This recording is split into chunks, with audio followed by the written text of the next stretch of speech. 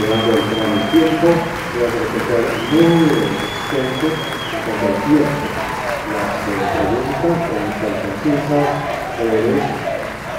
un minuto básicamente, algo más, pero no más, y la respuesta también debe ser breve.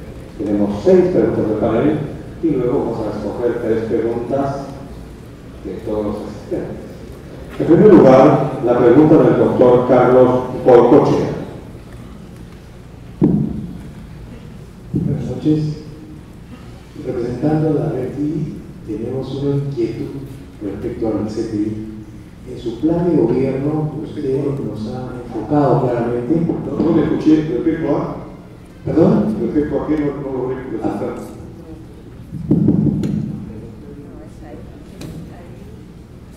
A ver, por favor, no se oye, llamar el micrófono.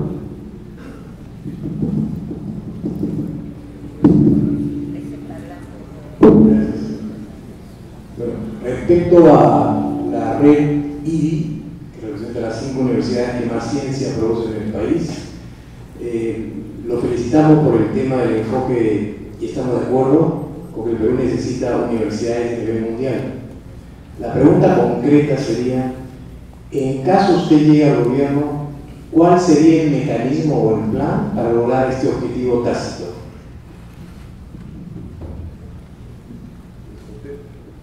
¿Pregunta por pregunta o después del panel? ¿Cuál es el mecanismo? Sí, pregunta por pregunta, por favor, señor. No tengo una idea muy exacta y yo esperaría más bien sugerencias de ustedes sobre ese tema. Y quiero ser bien claro sobre esto y muchos otros temas. La presidencia tiene que ser una institución de orientación global del país. El otro día me hicieron una pregunta sobre el Código Penal y mi respuesta fue: no tengo ni idea de lo que me están preguntando, no lo sé. Sé qué tengo que hacer con la justicia. De modo que más que unas fórmulas, lo que tengo que darles unas ciertas orientaciones. Yo creo que en primer lugar hay un evidente problema de presupuesto. Yo creo que hay un tema global de inversión en educación muy bajo en el Perú. Eso no solamente para el sistema educativo universitario, sino para... Entonces yo creo que hay un tema de plata. Otro tema que yo estaría pensando mucho es cómo hacemos, déjenme contarles porque creo que tiene relación con la pregunta. Cuando mi hijo entró a la Universidad de Maryland y me dice: papá, ¿sabes cuál es el presupuesto de research, de investigación de la universidad? Yo le dije: mucha plata. Y mi hijo me dice: sí. Creo que mi hijo está por acá, lo voy a corregir. Sí. Entonces me puse a pensar y le dije: 50 millones de dólares. No, pues papá, big money, mucha plata. Más que eso, 100 millones de dólares. Tenían, aparte de lo que le pagan a los profesores, el presupuesto de investigación era 487 millones de dólares para repartir entre los profesores de la universidad. Entonces me parece que, aparte de más inversión pública, de salarios, de inversión en activos fijos como laboratorios, etc., tendríamos que encontrar algunos mecanismos de financiamiento de investigación en las universidades públicas. Pienso que este es un segundo tema fundamental que yo haría.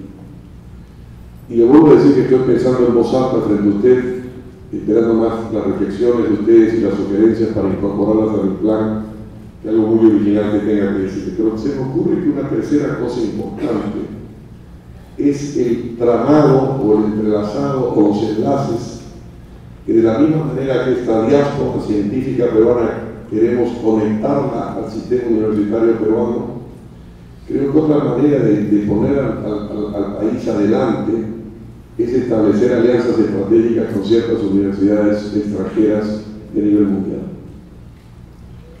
Es decir, ¿hay alguna posibilidad de que esta universidad establezca programas conjuntos con MIT o con Caltech o con Georgia Tech? Yo creo que si nosotros hacemos un paquete de iniciativas, porque no creo tampoco en las fórmulas mágicas y que es una sola cosa, un paquete de iniciativas podríamos poner un impulso muy grande en el crecimiento de las universidades. Muchas gracias. La pregunta que corresponde es del magíster Alberto Castro.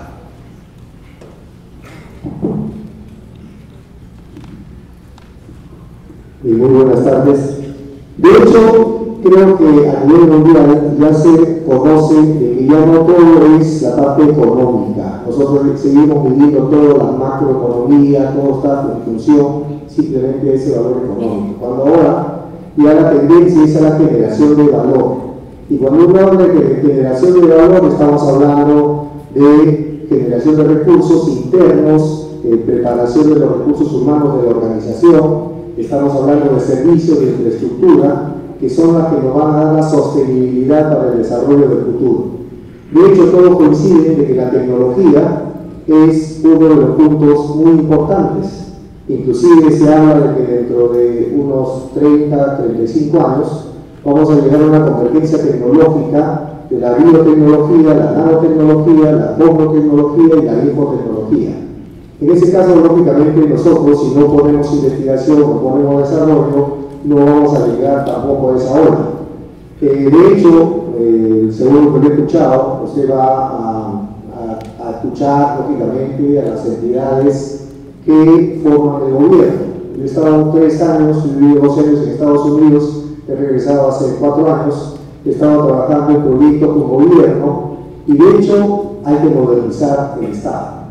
Y en esa modernización, lo primero que cuando uno lee el Plan Nacional de Modernización de la Gestión Pública, empieza diciendo: nuestros problemas son conocidos, falta de articulación, falta de institucionalización, falta de desarrollo de recursos humanos, falta de políticas claras.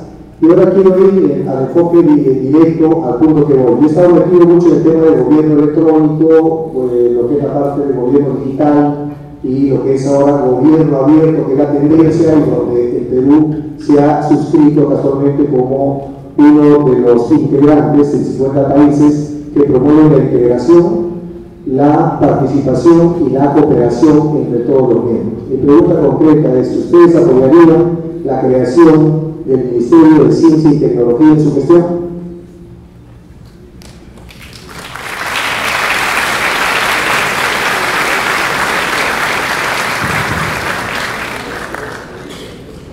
No lo sé. No sé si un ministerio, pero sí sé que la ciencia y la tecnología. Pero déjenme hacerle, si me permite usted, porque creo que sería útil para que explicara un poco mi posición. Es uno de los temas que me encuentro constantemente en los programas políticos y en las preguntas de los periodistas. Nosotros hemos estado en los últimos 25 años dominados por una cultura política o económica. Una cultura política y económica que comenzó hacia 1990 con la aplicación de lo que se llamó el Consenso de Washington. Los organismos multilaterales, la gente no lo sabe, han tenido casi cada década un consenso diferente. En los años 60, estos mismos organismos que en los años 90 nos dijeron que todo tiene que ser privado, proponían lo contrario, proponían la reforma agraria, proponían la planificación, etc. Pero el consenso de Washington y los que hemos seguido durante estos 25 años, que es el modelo que yo quiero cambiar, fue un modelo que castigó y penalizó al Estado, lo sacó de todo para entregarnos a la idolatría de los mercados. Y esta es una equivocación fundamental, porque los mercados no existen sin el Estado. El gran teórico de la economía liberal, Adam Smith, el creador, el escritor que publicó en 1776 el gran libro de teoría económica de la riqueza de las naciones, primero era un profesor de filosofía moral, y en segundo lugar, en uno de los, me parece que fue la 5ª reedición del libro, en un prólogo, Smith dice: me ha faltado algo, tengo que escribir un libro sobre el Estado. Porque es el Estado el que establece las reglas en las que funcionan los mercados, el Estado el que establece las leyes, que establece las monedas. Y esto es me ha sugerido esta pregunta en base a los temas que usted ha mencionado, de los temas digitales y de gobierno electrónico. No existe ningún país en el mundo que se haya desarrollado sin un Estado duro. Esto no quiere decir que de la gran discusión con los neoliberales en el Perú, que cada vez que mencionan la palabra Estado creen que es como los nazis, que decía Goebbels, cada vez que escucho la palabra cultura saco mi revólver, ¿no? Cada vez que escucho la palabra Estado saco mi revólver. No, no se trata de que sea un Estado grande o pequeño, empresario o no empresario, pero tiene que ser un Estado duro.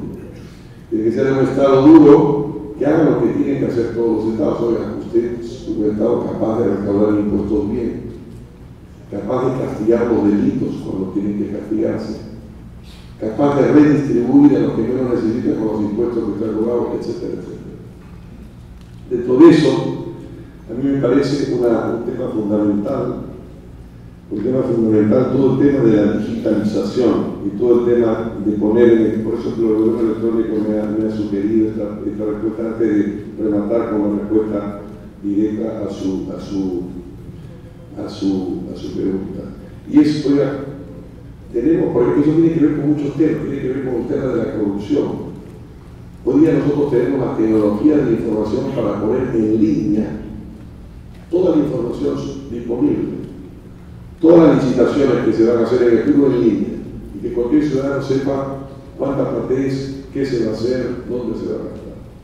Las bases de esas licitaciones. Yo incluso he propuesto algo que miraron el otro día en lo general y que ya se todo. Los presupuestos de la policía. 10.000 millones de soles. Alguna comisaría le da cuenta a un municipio, a su municipio lo gasta. ¿Por qué no se puede poner en línea las armas, las compras de armas?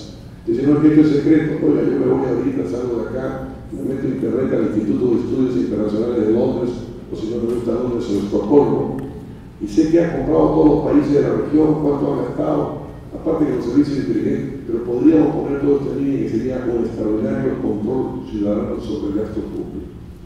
Podríamos, por ejemplo, digitalizar la mayoría de los procesos judiciales.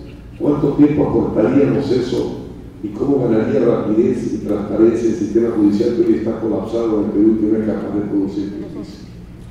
Ahora, yo lo que creo más importante que crear un ministerio, y soy muy cuidadoso en eso, o sea, creo que es más importante que le diga, sí creo que tenemos un compromiso muy profundo con la ciencia y la tecnología.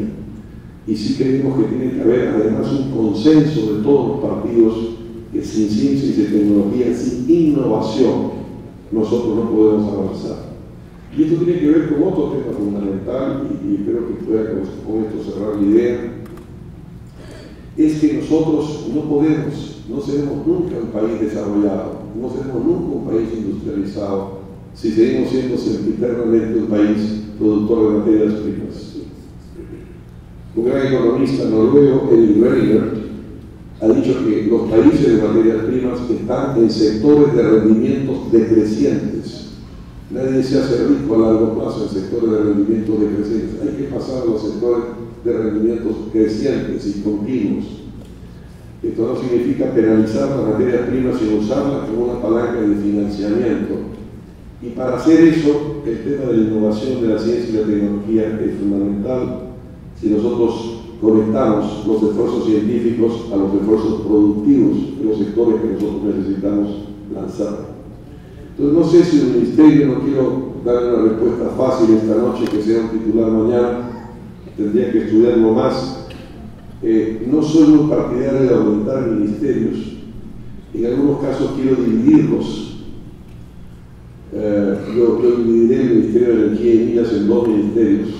Uno será el Ministerio de Minas mismo y otro va a ser el de hidrocarburos y electricidad, pero con la misma gente, no con más gente. Entonces, más que comprometerme a la creación de una entidad, bueno, con CITEC es una cosa interesante, pero el tema no es las instituciones, sino qué mandato y qué empoderamiento le están dando las instituciones.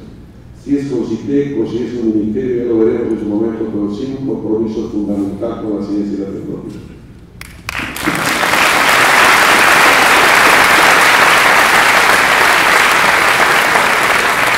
Muchas gracias. A continuación, la pregunta del doctor Modesto Montoya, que va a volver a existir en la brevedad, por favor. Gracias. Bueno, dado que tiene usted bastante duda respecto al ministerio, le voy a dar algunos datos. Ha mencionado a la Universidad de São Paulo, que es la primera en América, en Iberoamérica, en realidad, considerando España y todo, ¿no? Y luego hay varias universidades brasileñas. Y además, si consideramos la producción científica de Brasil respecto a los países vecinos, es como un edificio de 46 pisos, mientras que el que le sigue Argentina, está en 10 pisos aproximadamente. Y el que luego viene es Chile, con 7 pisos. Tanto Brasil como Argentina tienen un ministerio de ciencia y tecnología, y el que está tercero en la lista acaba de anunciar que van a crear su ministerio de ciencia y tecnología. Otro dato que le puedo señalar es que el país motor de Europa, que usted sabe muy bien, es Alemania, no tiene un ministerio, sino un ministerio de la federación, pero cada estado tiene un ministerio. Y la segunda potencia tecnológica del mundo, que es China, también tiene un ministerio de ciencia y tecnología. De modo que, ¿por qué es eso? Porque los temas, como usted sabe muy bien, las políticas se coordinan en el Consejo de Ministros. Y si no hay un ministro de ciencia y tecnología, no se habla sobre el tema. Eso ya está comprobado totalmente. Por más voluntad que se tenga, por más liderazgo que se quiera hacer en ciencia y tecnología, no habrá una voz de ciencia y tecnología en el Consejo de Ministros. En lo que respecta a los rankings, efectivamente las universidades norteamericanas están de lejos bastante bien. Sin embargo, en lo que respecta a la investigación científica y tecnológica, hay otro ranking, que es el SAIMADO, que considera universidades e institutos de investigación, porque la investigación no solo se hace en universidades. Y en primer lugar, en ese campo, tomando universidades e instituciones, está el CNRS, el Centro Nacional de Investigación Científica de Francia, que también tiene un ministerio. Y en segundo lugar está el Instituto Max Planck de Alemania, que también tiene un ministerio. Y por supuesto, no solamente el ministerio, sino que tanto Brasil como Argentina y Alemania tienen una carrera de investigador, que no se trata de que todos ganen igual, sino que el sueldo está modulado de acuerdo a la producción del investigador. Y por supuesto también cabe señalar que tanto en Brasil como Argentina, Alemania y Francia, la universidad es básicamente estatal. Estos son datos que hay que tomarlos en cuenta para una decisión que usted pueda tomar cuando eventualmente sea presidente de la República. Y para mí es un gran placer que usted haya venido, porque por lo menos es una muestra de que toma en serio la ciencia y la tecnología en el Perú.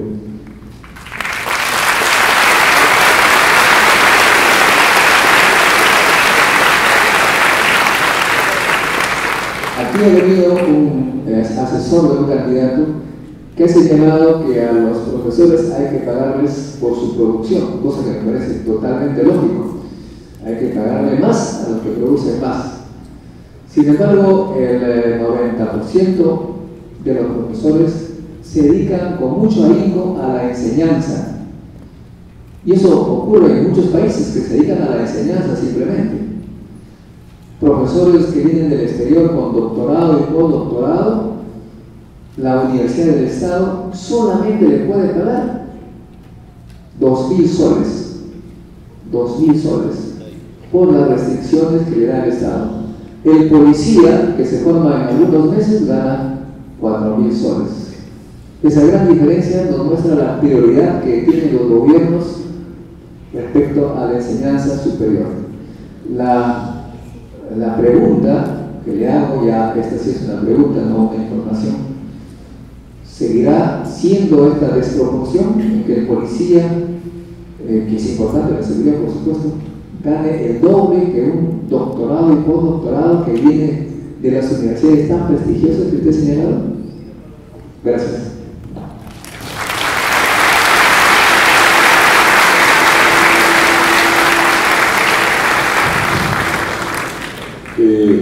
La respuesta a la pregunta es no. Yo creo que eso es una cosa absolutamente inaceptable. Creo que en general los salarios son la manifestación del aprecio que la sociedad tiene de determinada función. Eso también se aplica, sin embargo, al sueldo de los policías y de los maestros. En general creo que todo el sector público tiene que tener otro tipo de salarios, entre otras cosas porque es una manifestación no solamente de la idea que el propio funcionario se hace de su función, sino del criterio de la representación simbólica que la sociedad asigna a esa función. Pero sin duda el caso que usted menciona es inaceptable, no cambiaríamos esa política. Déjeme decirle también que la intervención del doctor Montoya me ha hecho acordar una frase de la UNE cuando iba de viaje, que decía: no vengo en busca de votos, vengo en busca de ideas. Así que más que una pregunta me ha dado ideas. Tengo alguna duda, ¿no? ¿Estados Unidos tiene un Ministerio de Ciencia y Tecnología? Tiene varios ministerios que tienen otro nombre, pero por ejemplo el Departamento de Energía es un gran ministerio de Ciencia y Tecnología, y su ministro, por ejemplo, es un físico, mientras que en el Perú el ministro de Energía es una abogada. No tiene...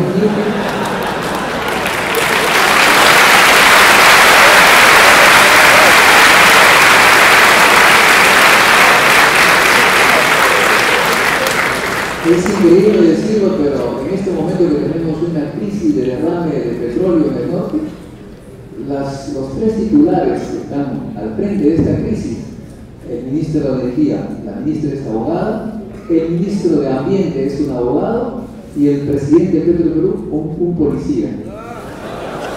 Creo que esa es la situación en la que nos encontramos, y por otro lado Estados Unidos tiene estas instituciones importantes que tienen nivel ministerial y que dan muchos recursos a la investigación, pero asimismo la cultura norteamericana, y usted lo sabe muy bien, es otra, diferente a los países que hemos mencionado. Ahí las empresas privadas ponen mucho dinero en investigación. El MIT, que se ha mencionado varias veces, por ejemplo, alrededor de su territorio, pues hay grandes empresas multinacionales que están allí para que sus ingenieros atraviesen la calle y hagan investigación con los profesores y los alumnos. Alrededor de nuestras universidades, lo que puedo ver, hay hostales y lugares de juego.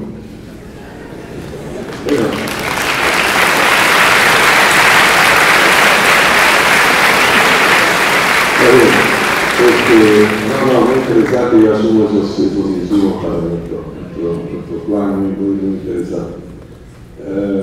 No tengo mayores comentarios, sino tomo nota de las sugerencias. Efectivamente, el secretario de Energía que nombraron es un premio Nobel, ¿no? Lo que Modesto ha dicho, esta gente, una de las cosas que pasa en el Perú es que nadie tiene su sitio, ¿no? Y es uno de los cambios que tenemos que hacer en el Perú, que la gente esté en su sitio y que haya una asignación de responsabilidad de acuerdo con las capacidades, ¿no? Pero en fin, muy interesante, y tomo nota de las sugerencias.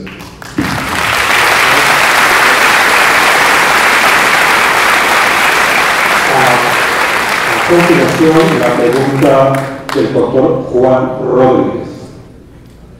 Gracias. Señor Barnechea, nosotros por literatura sabemos que para llegar efectivamente con un producto al mercado se tiene que empezar muy atrás, desde la parte de la generación de ideas, que más o menos se necesitan 3.000 ideas. Luego, poco a poco, Esas 3.000 ideas se van transformando en proyectos de investigación, digamos unos 1.000. Esos proyectos de investigación generan conocimiento, publicaciones científicas, esas cosas. De esos proyectos, una porción más pequeña, digamos unos 100, son los que generan proyectos de desarrollo un poco más grandes y que algunos de ellos derivan en patentes, de modelo de utilidad o de invención. Y finalmente, de esas patentes, quizás una se convierte en un producto exitoso que llega a finalmente al mercado. Es más o menos la secuencia que se sigue. Ahora bien, usualmente, y lo dicen todas las investigaciones bibliográficas, en el Perú no se produce muchas publicaciones internacionales indexadas y aún menos patentes. Y de las patentes que se generan, la mayoría son de extranjeros que tienen intereses en hacer negocio en el Perú. Y muy poquitas de peruanos que quieren efectivamente proteger su inversión. Y eso es consecuencia de la poca inversión y del poco compromiso que tiene el Estado como tal y ha tenido desde siempre en la ciencia, la tecnología, la investigación y la innovación. ¿Cuánto invierte el Perú? Más o menos 0.15% de su PIB. No llegamos a más. ¿Se ha avanzado bastante? Sí. Se ha avanzado bastante en ordenar las cosas en los últimos años. Con CITEC, Innova, han ido encontrando el liderazgo, han ido generando liderazgo, ¿no? Pero seguimos invirtiendo 0.15% del PIB. Seguimos sin saber cuántos investigadores hay en el país. Seguimos sin producir patentes porque hay muy poca inversión. El promedio en la región está bastante más alto que eso. Y nuestros referentes, nuestros competidores históricos como Chile invierten bastante más que eso, más o menos 0.7% del PIB. Sin contar Brasil, que invierte más del 1%, y sin contar países desarrollados en donde están por sobre 2 o 3%. De escuchar sus palabras, que usted intenta hacer universidades de clase mundial, intenta generar de parte del Estado la locomotora que se necesita para llevar a esas universidades que estamos ahora muy atrás en entes que sean competitivos. ¿Dónde ve al Perú en los próximos años, a partir de su gobierno y hasta el final del mismo, en términos de inversión en ciencia y tecnología? Lo ve a mitad de tabla, como está el promedio de la región latinoamericana, 0.5% del PBI, lo ve casi como Brasil, que está alrededor de 1%, porque ahí realmente estamos en capacidad de ver cuál es el compromiso que usted tiene en la ciencia, la tecnología y la innovación. Muchas gracias.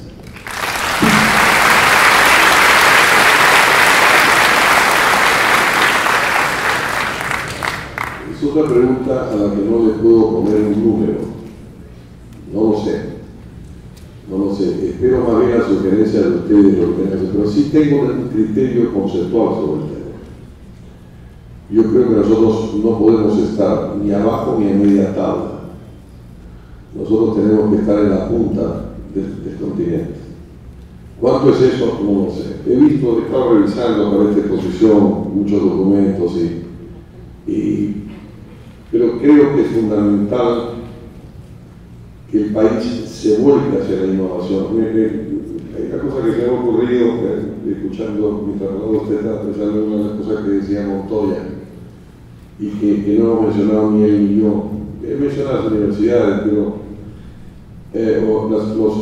una cosa que se llama en inglés los endowments, que son los enormes patrimonios de inversión que tienen las universidades americanas, muchos de ellos con contribuciones personales de ex graduados. Recuerdo ahora la contribución que hizo a Cornell University Andy Grove, el que fundó Intel. Andy Grove era un húngaro que se escapó del año 56 cuando hubo la invasión soviética a Hungría y se fue de Hungría. Y llegó a Cornell sin un solo papel. Y le hicieron un examen en la universidad, incluso científico. Yo estudiaba esto, no tenía ningún papel para probarlo. Y Cornell le dijo, bueno, vamos a hacerle un examen. Le hicieron el examen, pasó los exámenes y dijeron, sí, señor, efectivamente estudiar esa cosa, está calificado, y lo admitieron a Cornell. Y a partir de eso se graduó y creó Intel, una de las grandes empresas de tecnología del mundo. Entonces, hace unos años, regaló, no sé si 154 millones o 254 millones de dólares a Cornell, porque la devolución, esta universidad creyó en mí, y yo soy lo que soy porque creyó en mí. Acá está la plata. ¿Cuántos ricos peruanos han donado plata a la Universidad Nacional de Ingeniería? Hay algunos, yo conozco algunos ingenieros mineros que siempre contribuyeron. Uno de ellos, un gran personaje que era Alberto Benavides, que siempre contribuía a muchas cosas. Pero no tenemos esa cultura del endowment, entonces efectivamente eso también forma parte del ecosistema. Y se me ocurre esto porque creo que hay que también incorporar a la empresa privada en esto. No solamente debe ser un esfuerzo público para responder a la pregunta que está en la punta de América Latina. Y creo que hay que reorientar los presupuestos públicos en función de unas prioridades distintas, porque son los presupuestos públicos los símbolos que los países escogen para decir a dónde quieren ir y en qué quieren gastar. A esto se aplica también en general al tema de la educación. Donde tenemos que aumentar sensiblemente nuestra proporción del Producto Bruto que invertimos en educación. Pero yo queríamos, contesto, espero sugerencias de ustedes, retomarlas, pero esencialmente creo que tienen que estar en la punta y no a media tabla, ni mucho menos. Yo creo que el Perú puede ser en una generación un país industrializado. No me parece imposible. La experiencia de muchos países, digamos, sudeste asiático, la experiencia del sudeste asiático, no sé, Corea del Sur empezó su experiencia en 1961, cuando la primera vez que yo fui a Corea del 85 ya era un país del primer mundo, o sea, en 20 años hicieron eso. En consecuencia, creo que nosotros tenemos que ponernos metas ambiciosas que promuevan, que manifiesten dónde quiere estar el país.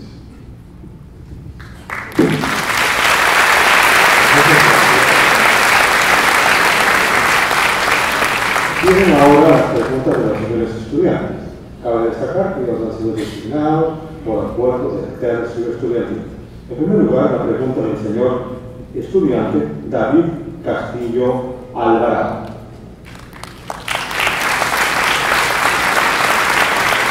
Muchas gracias. Señor Borrachera, respecto a la reforma universitaria, como estudiante perteneciente al tercio de la Universidad Nacional de Ingeniería, he visto, bueno, y no solo yo, sino que el estudiantado observa la ley universitaria y la compara con el estatuto. Y observamos de que la nueva ley se vuelve exigente con respecto a lo que es la implementación y la mejora educativa universitaria. Ello se refleja en la creación del defensor universitario, una nueva estructuración académica dentro de la universidad, así como también habla sobre las incubadoras de empresas, y sin mencionar también que exige el grado de doctor, de magíster, para el grado de doctor para dirigir los departamentos académicos y el grado de magíster para ser maestro de la universidad. Entonces, la pregunta es, ¿cuál es su propuesta para implementar la nueva ley, la cual requiere un mayor grado de inversión y prestación de servicios por parte del Estado? ¿Cuáles son las estrategias políticas y económicas concretas que usted propone para solucionar este problema y embarcar a la universidad pública hacia un nivel mundial? Muchas gracias.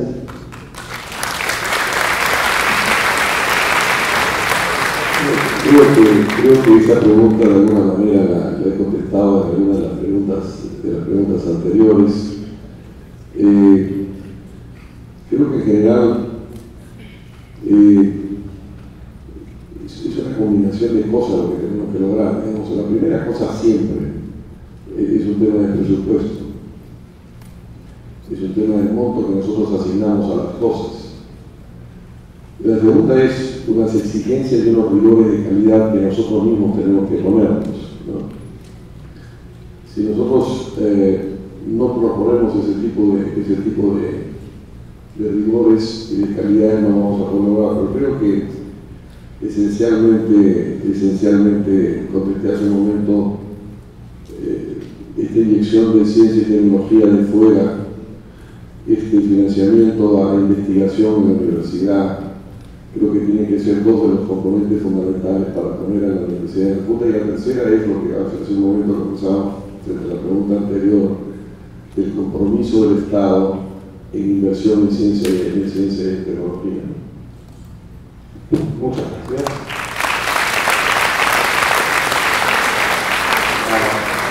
A continuación, la pregunta del señor estudiante Livio Espinosa Neza.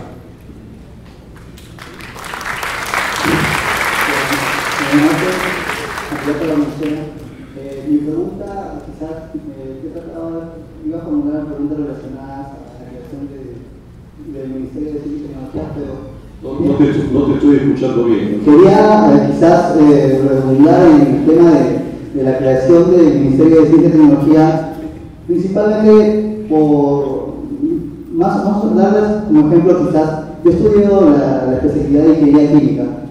Quizás es en estos días ha sido una especialidad que se ha visto en los medios de comunicación, ya que un candidato manifestó que era ingeniero químico y lanzó una definición y no se sabe apreciar en verdad el valor de esta especialidad, principalmente por el hecho de que usted entre sus propuestas planteaba el tema del uso de gas natural para hacer petroquímica en el país. El gas de camisea se descubrió ya hace más de 30 años, pero recién en estos 10 años recién se ha explotado. Y quisiera más o menos que la pregunta vaya en qué abarca el proyecto que usted manifiesta acerca de tratar el gas de camisea para desarrollo petroquímico.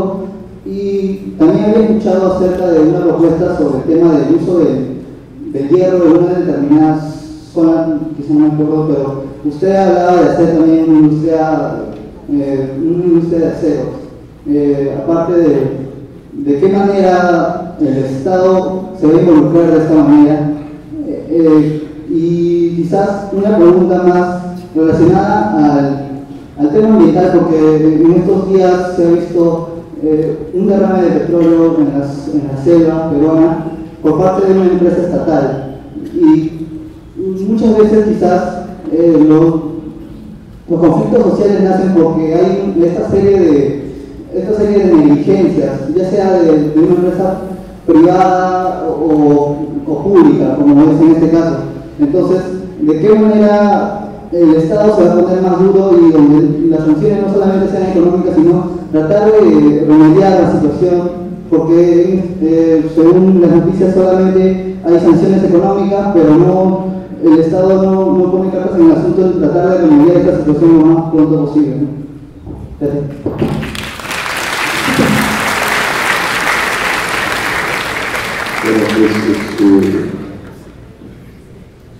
Sí, efectivamente el gas de camisea se descubrió hace tiempo, pero el proceso de extracción comercial empezó hace poco. Inicialmente el gas de camisea estaba ligado solamente a dos lotes, el lote 88 y el lote 56. Pero en los últimos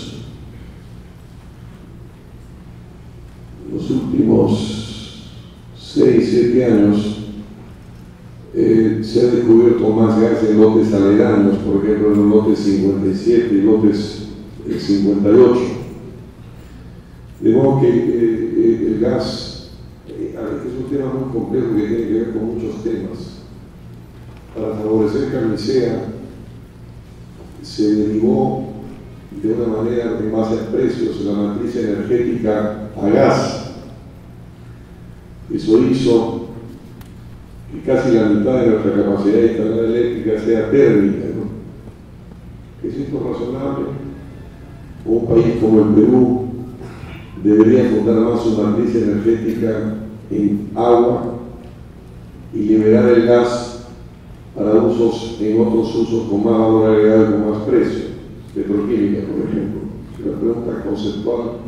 El país hasta ahora no ha desarrollado la matriz energética. Esto tiene que ver también con el tema del proyecto de industrialización, porque con ese gas están pasando muchas cosas extrañas, desde los contratos de 2004 que se hicieron. Una de las cosas que está pasando con ese contrato, el gas tiene muchos componentes, ¿no? El componente de metano y el componente de etano. No son lo mismo, tienen valores distintos. El etano, en términos de volumen, es más o menos el 10%, que se te usa unos 1.200 millones de litros al día, el etano son 100 millones, pero tiene un valor mucho más alto. Porque el etano tiene que pagarse con un litio, se compara con el nafta, pero lo están vendiendo en ese consorcio como si fuese metano, están engañando al Perú. Eso tiene también que ver con otro problema, que es el del famoso gasoducto surandino, por ejemplo.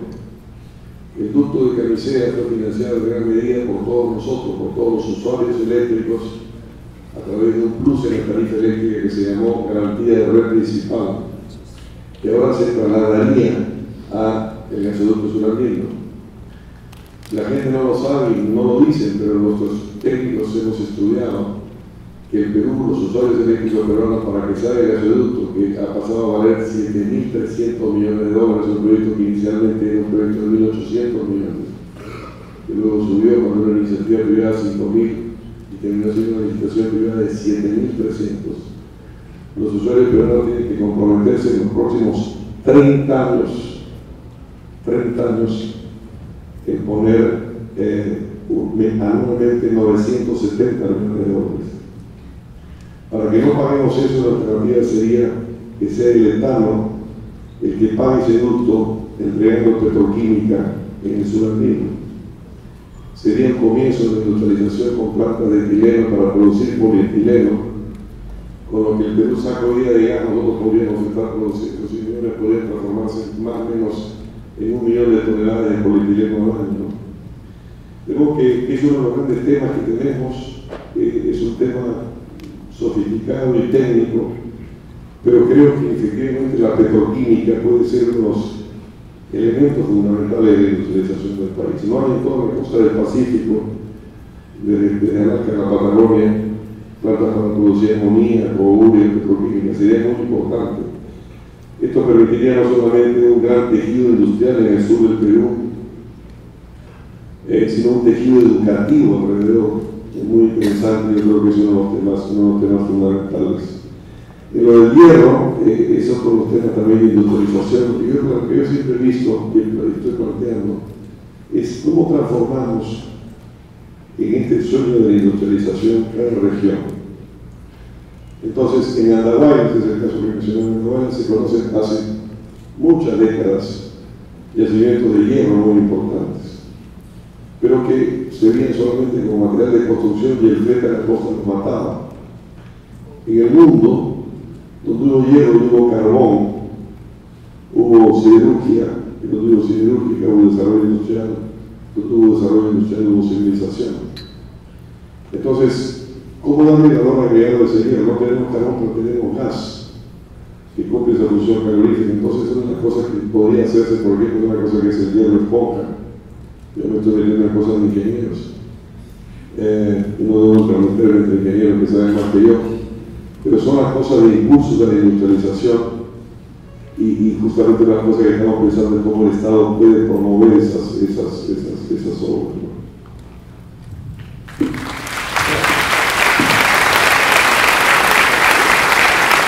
Llegamos a la parte final de este panel, que son las preguntas tan significativas que ustedes han propuesto. Vamos a hacer el sorteo y para eso invitamos, por favor, a la señorita que está acá, pero tan amable, de subir y seleccionar aquí al azar las preguntas.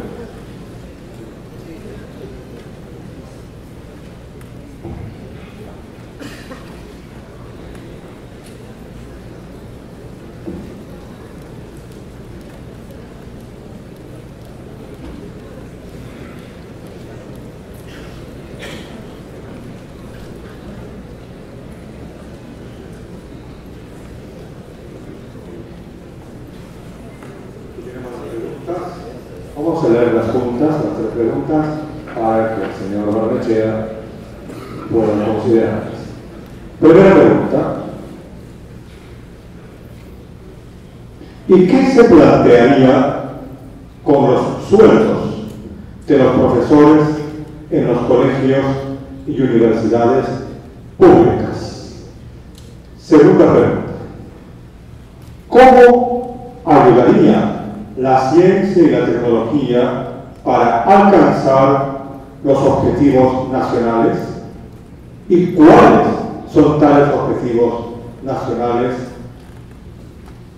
Y tercera pregunta, ¿cómo podemos revertir los problemas ambientales que aquejan a nuestro país utilizando la ciencia, la tecnología y la innovación?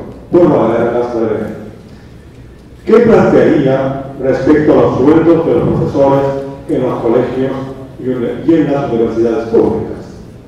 Segundo, ¿cómo ayudaría la ciencia y la tecnología para alcanzar los objetivos nacionales? ¿Y cuáles son esos objetivos nacionales?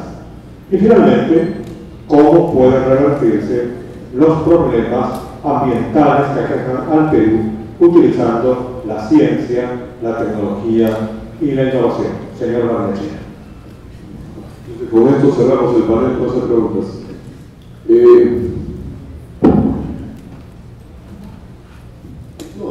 Yo creo que los salarios lo hemos tratado en varios temas acá, ¿no? Ya lo hemos contestado eso. A ver, déjenme hacer una reflexión sobre el tema de los salarios. Hemos estado rodeados de una cultura perversa con el tema de los salarios, ¿no? Cuando uno tiene empleados públicos mal pagados, es una manera de decirles a ellos y de decir a la sociedad: no nos interesa esa función, no es valiosa. Y es un poco absurdo, pues, como contratar a gente que trabaja en un restaurante y que le digamos: mira, te pagamos muy poquito porque tu sueldo es la propina. Consecuencias, si pagamos más los servidores públicos, estamos estimulando la corrupción, porque la metáfora de la propina es el soborno, es la cuenta, ¿no? Yo creo que es fundamental que los servidores públicos estén bien pagados. ¿Cuáles servidores públicos principalmente? Yo creo que tienen que ser los servidores públicos ligados a tres instituciones, que son las que no funcionan o funcionan mal.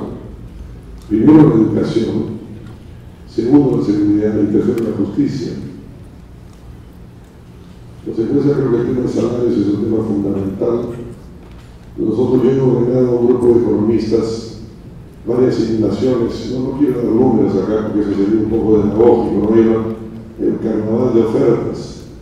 Voy a subir ese salario mínimo tanto. Yo no quiero entrar en eso. Yo creo que es muy importante conceptualmente decir: tenemos que pagar mejor a nuestros profesores. Esto que les voy a decir, de repente les parece un poco romántico, pero yo tengo un sueño de que en el Perú, creo que los países que funcionan son los países donde en los pueblos la gente recurre en tiempos de peligro o de duda, recurre por consejo y por protección a dos personas: al maestro del pueblo y al comisario del pueblo. Los países donde el maestro del pueblo y el comisario del pueblo es el asesor de las familias, el que aconseja, el que resuelve los problemas más allá de la ley, ese país funciona bien. Yo sueño con que el Perú sea un país donde el maestro de cada pueblo y el comisario de cada pueblo sean los hombres más respetados y más queridos del pueblo. El día que eso suceda, este país va a ser un país desarrollado.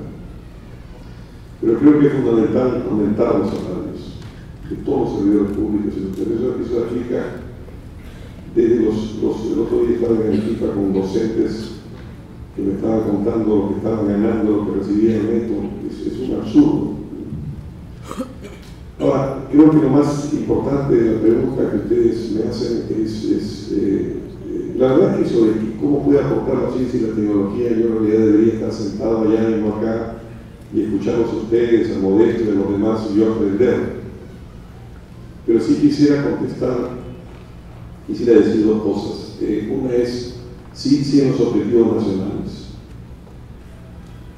Yo creo que los objetivos nacionales son básicamente dos. Se pueden pasear de muchas maneras, lo puedo decir de muchas maneras, pero yo creo que los dos grandes objetivos nacionales son estos. En una generación hacer del Perú un país industrializado, es el objetivo nacional que tengo. Y el otro es, yo creo que llegó la hora de la igualdad. Tenemos que crear un piso común de igualdad de oportunidades a los peruanos y tenemos que crear un bienestar para todos. Esto se parece a lo que hizo Europa con el estado de bienestar. Tenemos que tener una sociedad de bienestar para los peruanos. Y que los derechos fundamentales, miren, esto es una larga historia. Una larga historia que cuando uno habla de los derechos humanos, ellos empiezan en el siglo XVIII como unos derechos políticos. Todos esos derechos que se encarnaron y que fraguaron en las famosas declaraciones de derechos del hombre y del ciudadano. Pero en el siglo XIX vino un tipo nuevo de demandas, que fueron más bien los derechos sociales, que fueron de, oye, yo tengo derecho a la huelga, o las mujeres tienen derecho al sufragio. Pero aún así eran incompletos y en el siglo XX hubo una nueva dimensión de derechos que fueron los derechos económicos. Yo tengo derecho a un empleo estable, yo tengo derecho a un empleo bien remunerado, yo tengo derecho a un seguro, yo tengo derecho a una pensión. Estos derechos fundamentales fueron las grandes conquistas del estado de bienestar. Los estados que yo admiro, los estados a los que yo aspiro a que el Perú se parezca, son los estados que construyeron esas sociedades de bienestar. Esto es perfectamente factible hacerlo. Existen en el Perú los recursos fundamentales, acá a condición de que llegue la hora de la igualdad con dos nuevos grandes pactos.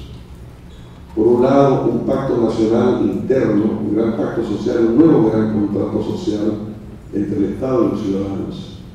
Y que el Estado realmente le dé a los ciudadanos los derechos que son elementales para ellos. Y los ciudadanos cumplen también con el Estado. Pero paralelo a eso, yo creo que, y esto es fundamental, yo creo que requerimos un nuevo pacto entre el Perú y las industrias extractivas. Cuando sale de una pequeña o mediana o gran mina, y ahí trataba, creo, de explicarlo en la televisión, ante la sorpresa del entrevistado, del entrevistador, porque estamos dominados en la clase periodística, en la clase de opinólogos, por gente que no hace sino repetir el cliché del consenso de Washington, y eso es un poco la cultura política que tenemos. Y cuando alguien irrumpe con otro mensaje, lo viene como si fuese un marciano. Esencialmente, cuando alguien saca una tonelada de piedra de un cerro, de una mina, no sé, en Acarí, o en Chale, en Arequipa, o de una gran mina de cobre en Cerro Verde, o en Toquepala, o un barril de petróleo, un barril de gas, ¿de quién es esa tonelada comunal? Entonces, todos los opinólogos y esta cultura económica y política que nos ha dominado en los últimos 25 años, dicen, oh, los inversionistas que han hecho la inversión. Y uno dice, bueno, sí, una parte de ellos, pero la otra parte de quién es el Perú. Y en consecuencia tenemos que tener un trato de igualdad. Este es el tema del gas, y yo por eso he planteado tan enfáticamente el tema del gas. Ya esto es materia de otra conversación y no quisiera yo inmiscuir un tema político en una conferencia más bien académica en la que estoy muy honrado de que me hayan invitado. La verdad, para mí es un gran honor que ustedes me hayan tenido esta noche aquí. Como es siempre un gran honor que te escuchen en una gran universidad como la UNI. Pero yo quiero contarles simplemente que lo que el Perú recibió por todo el gas que se exportó en el año pasado fueron 35 millones de dólares. ¿A qué equivale ese gas que se exportó? Equivale a 55.000 gigawatts de electricidad. ¿Cuánto fue toda la electricidad consumida en el Perú? 40.000 gigawatts. Por tanto, lo que se exportó es 1.4, 1.375, redondeando 1.4. Estamos hablando de varios miles de millones de dólares. No pagó 35. Algo está mal. En consecuencia, lo que tenemos es que también poner la obra de la igualdad en eso, y esencialmente creo que es un gran objetivo nacional, un nuevo trato entre Perú y las industrias extractivas.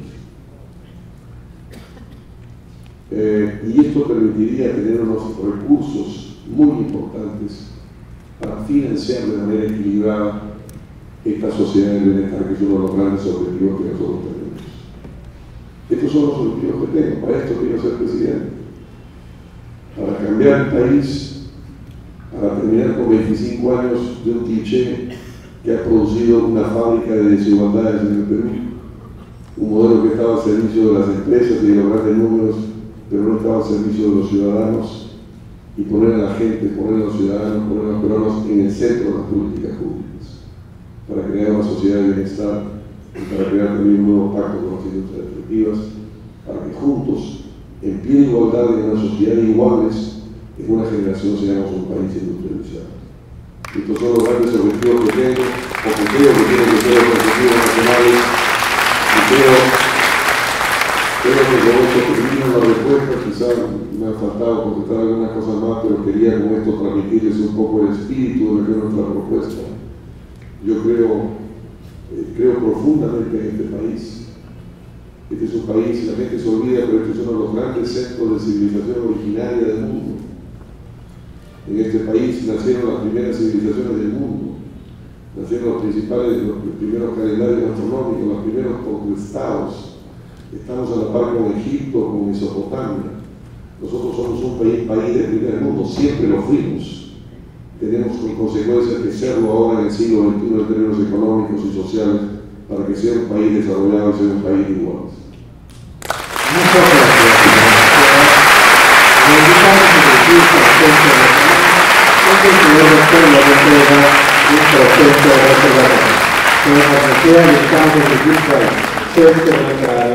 Donde el señor rector le entrega un presente recordatorio en nombre de la comunidad universitaria de la Nacional de Perú. Invitamos también a los periodistas que pueden subir al escenario para cerrar el tema. Señores periodistas, pueden ustedes subir al escenario en este momento. Vamos a tomar una fotografía con el panel. Por favor, el panel puede acercarse un momentito para la fotografía. Señores periodistas, pueden subir al escenario. Señores periodistas, los invitamos a subir al escenario para tomar una fotografía con el panel.